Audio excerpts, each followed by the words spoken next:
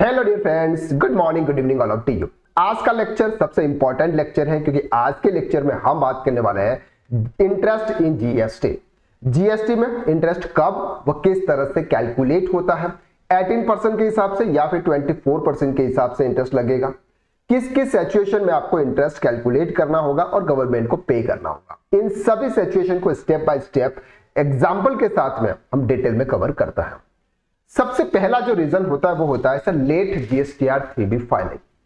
Normally GSTR 3B filing की जो भी ड्यू डेट होती है, फॉर एग्जांपल अगर आपकी ड्यू डेट थी 20 अप्रैल, फॉर एग्जांपल आपकी ड्यू डेट थी सर 20 अप्रैल और आपने रिटर्न फाइल किया 28 अप्रैल को, यानी कि 8 डेज आपने लेट रिटर्न फाइल किया। अब उस रिटर्न में जीएसटीआर 3B में जो भी आपकी आउटवर्ड सप्लाई थी उसमें से आपने इनवर्ड सप्लाई यानी कि आईटीसी को सेटलमेंट किया और सेटलमेंट करने के बाद अगर आपका टैक्स पेमेंट बाकी है, यानी कि उस जीएसटीआर 3B में आपको कैश में अगर कुछ टैक्स का पेमेंट करना था तो आपको इंटरेस्ट पे करना होगा। अब सर यहां पर आपका जो डिले हुआ वो 8 दिन का हुआ और टैक्स लाइबिलिटी आपकी थी सर 15,000। अब ये जो 15,000 रुपीज जो अमाउंट है, ये अमाउंट उस मंथ में आपको कैश में पेमेंट करना था। कभी कभी क्या होता है सर, ध्यान से समझो। फॉर एग्जाम्पल मेरे क्रेडिट कैश लेजर के अंदर फॉर एग्जाम्पल 20,000 रुपीज मेरे पड़े हुए हैं और मेरी जीएसटीआर 3B के अंदर लाइबिलिटी आ रही है सर 15,000 रुपीज और मैंने अपना रिटर्न 10 डेज लेट फाइल किया। क्या मुझे इंटरेस्ट पे करना होगा? Answer is no. Answer is no. क्यों? क्योंकि सर यहां पर मेरे 20,000 rupees already electronic cash ledger के अंदर पड़े हुए हैं। इंटरेस्ट आपको तब पे करना होता है जब आपकी कैश लेजर के अंदर कोई भी अमाउंट नहीं है और आपने आपका GSTR 3B late return file किया, वहां पर आपका टैक्स का पेमेंट बनता था, गवर्नमेंट को लेट पेमेंट मिल रहा है, तब गवर्नमेंट आपसे इंटरेस्ट चार्ज करती है। अब सर इस केसेस में इंटरेस्ट का कैलकुलेशन कैसे होगा? 15,000 रुपीज का अमाउंट है सर, 15,000 का, इस पर 18% का टैक्स है और 8 दिन के हिसाब से लगेगा सर। जितने दिन आप लेट रिटर्न फाइल कर रहे हो, जितने दिन गवर्नमेंट को लेट पेमेंट मिल रहा है, उतने दिन का इंटरेस्ट गवर्नमेंट आपसे चार्ज करेगी। तो यहां पर 15,000 multiply by 18% into 8 divided by 365 और ये आता है कुछ 59 रुपीज। तो 59 रुपीज का जो इंटरेस्ट है वो आपको पे करना होगा। तो पहली कंडीशन ये आती है कि जब आपका जीएसटीआर 3B के अंदर लेट पेमेंट अगर आप करते हो, यानी कि लेट रिटर्न फाइल करते हो, तब अगर आपका जीएसटीआर 3B अगर लेट फाइल कर रहे हो, वहां पर आपका टैक्स पेबल नहीं आ रहा है तो आपको सिर्फ पेनल्टी लगेगी, इंटरेस्ट नहीं लगेगा। अब सेकंड पॉइंट है शॉर्ट पेमेंट इन जीएसटी।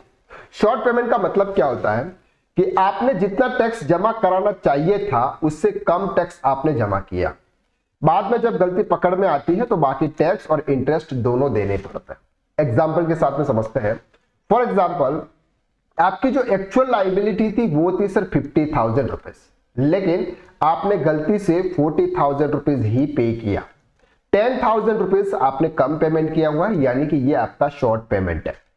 अब ये गलती आपकी बाद में पकड़ी जाती है। फॉर एग्जांपल 20 के दिन के बाद, यानी कि 20 दिन के बाद आपको पता चलता है कि सर मेरा शॉर्ट पेमेंट था, तब आपको 10,000 रुपीज का जो टैक्स है वो तो आपको पे करना ही करना है, साथ में 18% पर एनम के हिसाब से आपको इंटरेस्ट भी पे करना होगा। इंटरेस्ट कौन से सेक्शन में? Section 50 subsection 1। इसका कैलकुलेशन भी सेम टू सेम होगा sir, 10,000 multiply by 18% into 20 divided by 365। क्यों? क्योंकि यहां पर से 20 दिन आप लेट हुए थे, तो जितना पेमेंट आपका लेट हुआ है वो आपको पे करना, साथ में इंटरेस्ट कितने दिन का है डे वाइज आपको यहां पर इंटरेस्ट कैलकुलेट करना होगा। तो इंटरेस्ट आपका बनता है सर 99 रुपीज और फाइनल पेमेंट 10,000 तो आपका जो शॉर्ट पेमेंट था वो, और 99,000 रुपीज आपका इंटरेस्ट टोटल आता है सर 10,099 रुपीज। तो सेकंड कंडीशन है जब आप शॉर्ट पेमेंट करते हो। थर्ड कंडीशंस की बात करते हैं यहां पर इनवॉइस नेक्स्ट मंथ शो करने पर। क्या है मतलब है सर? फॉर एग्जांपल मैंने अगर कोई सेल्स इसी महीने करनी थी, फॉर एग्जांपल मैं बात करता हूं अप्रैल मंथ में, मेरे पास में कुछ अप्रैल मंथ का एक इनवॉइस था, फॉर एग्जांपल 20 अप्रैल 2025 का एक इनवॉइस था, उसका मुझे रिटर्न फाइल करना था, जीएसटीआर 1 के अंदर शो करना था और उसको जीएसटीआर 3B के अंदर 20 मई 2025 को मुझे इसका पेमेंट करना था। टैक्स पेबल आ रहा था, मुझे इसका पेमेंट करना। लेकिन ये बिल मैंने दिखाया फॉर एग्जांपल जून वाले रिटर्न में। कब दिखाया? जून वाले रिटर्न में।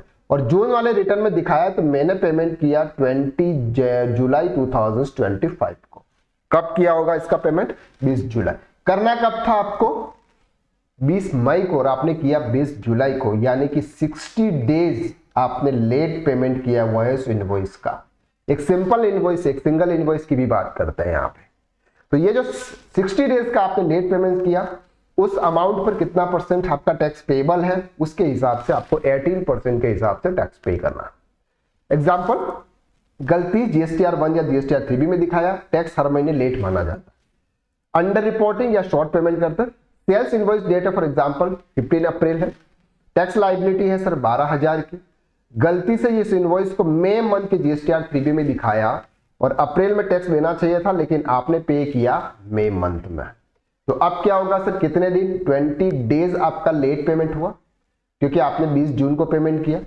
तो एक मंथ 30 डेज यानी डिले 1 मंथ है, तो interest 12,000 multiply by 18 into, sorry यहाँ पर 20 जून को पेमेंट करना था, 30 डेज आपका लेट हुआ, तो 30 डिवाइडेड बाई 365 यानी कि 177.12। तो 12,000 प्लस 17 यानी कि 12,177 रुपए का पेमेंट आपको यहाँ पे करना होगा।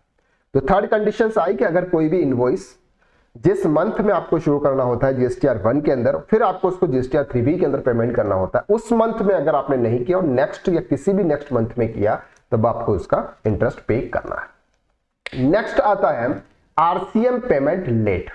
सर अगर आप कोई भी RCM का पेमेंट आपको करना होता है, वो अगर आप लेट करते हो, यानी कि उस मंथ में नहीं करके अगर आप नेक्स्ट मंथ करते हो, तो वहां पर आपको टैक्स पे करना है। यू रिसीव सर्विस का under section RCM of 5 April, for example आपने 5 अप्रैल को सर्विस ली, उस पर लाइबिलिटी थी सर 8,000 की, आपको अप्रैल मंथ में शो करना था, और 20 मई को आपको उसका टैक्स का पेमेंट करना था।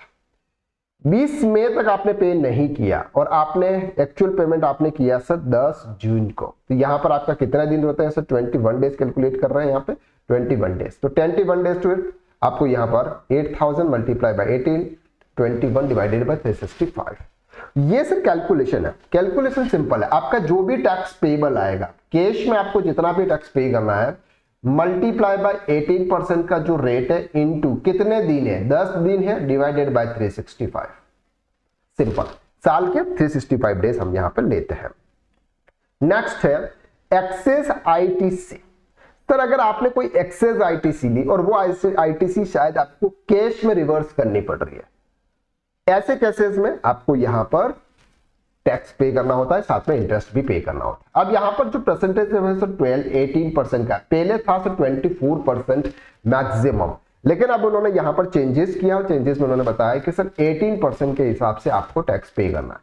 सर आपकी एलिजिबल ITC थी 50,000 की, आपने 30,000 रुपीज ITC ले ली। 20,000 की आपकी एक्सेस ITC है जो आपको वापस पे करनी है, तो 20,000 multiply by 18% into 20 divide by 365, जो कि हमने प्रीवियस में कर रहे हैं। बस इसी के हिसाब से आपको कैलकुलेशन करना है। तो प्रॉपर डेज आपको कैलकुलेट करना है कि कितने डेज का मुझे इंटरेस्ट पे करना है। तो ये कुछ कंडीशन थी, late, short payment, so invoice next month, RCM payment और एक्सेस और रॉन्ग ITC क्लेम। अगर आप अकाउंटिंग एंड टैक्सेशन फील्ड में एक्सपर्ट बनना चाहते हैं तो आप ज्वाइन कर सकते हैं हमारे प्रोफेशनल अकाउंटेंट कोर्स, या फिर अगर आप बेसिक से लेकर एडवांस लेवल तक अकाउंटिंग एंड टैक्सेशन में सब कुछ कवर करना चाहते हैं तो फिर आप ज्वाइन कर सकते हैं सर टैक्स कंसल्टेंट कोर्स। दोनों कोर्सेज की लिंक आपको डिस्क्रिप्शन में दे रखी है, एक बार उस पर जाकर जरूर चेकआउट करें। तो आज के लिए बस इतना, नेक्स्ट वीडियो में फिर मुलाकात करते हैं, तब तक के लिए थैंक यू सो मच।